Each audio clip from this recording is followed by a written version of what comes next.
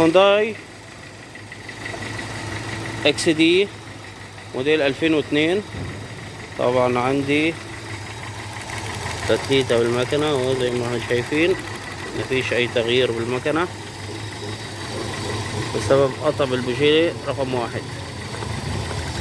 بص هنا قد ايه بتتهز المكنة، بص مش عارف باين الهزة ولا لا.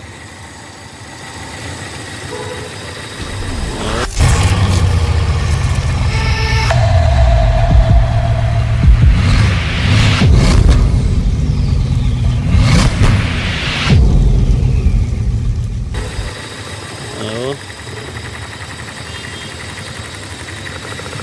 شايف، هي دلوقتي دايرة على 3 سلندر. سلندر رقم 1 قاطع نهائي اهو. طبعا الكهرباء باينة،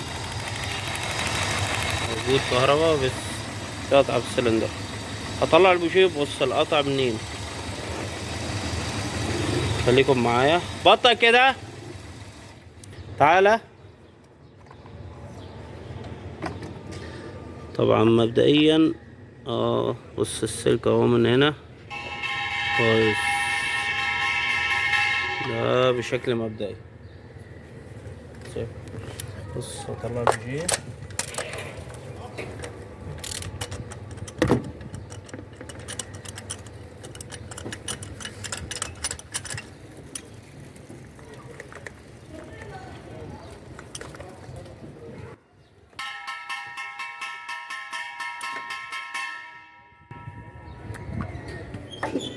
حتى البوجيه قاطع.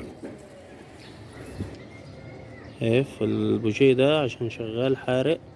ابص عليه باب ازاي. بص انا فاضل عندي برضه اطلعهم دلوقتي، بص عليهم.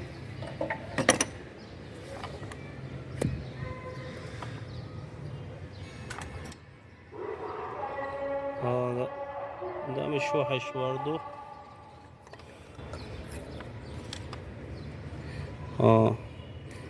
هي البوجيهات برضو عايزة تتغير، هما مش وحشين قوي بس فيهم واحد قاطع، بس الافضل انه الطقم كامل يتغير.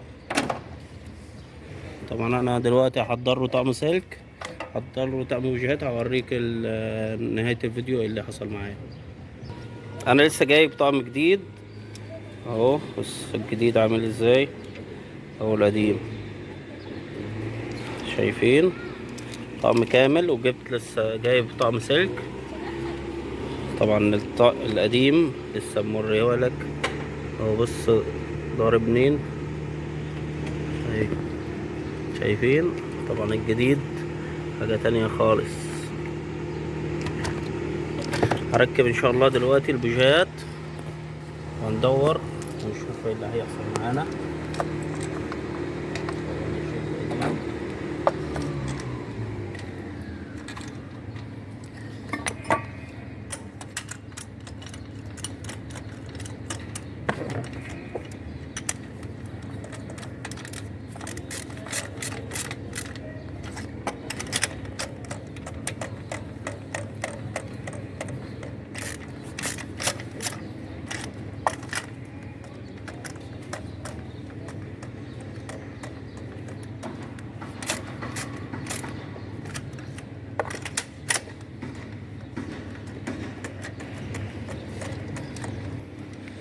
طبعا انا بعد ما ربطت هركب السلك. انا اللي بيهمني بالسلك واحد طويل واحد قصير، فاهم حاجة هنا الترتيب.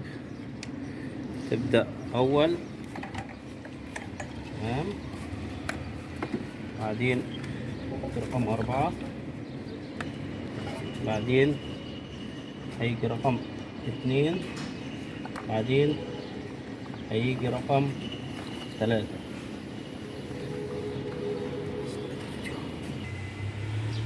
طبعا انا خلصت تركيب اهو وبالترتيب. طبعا اهم حاجة الترتيب علشان تقسيمة الكهرباء والعربية تدور معايا مظبوط. دور كده.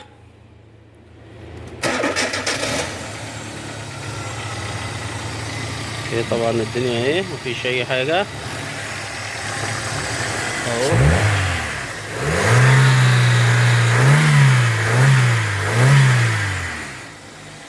الدنيا تمام اهو.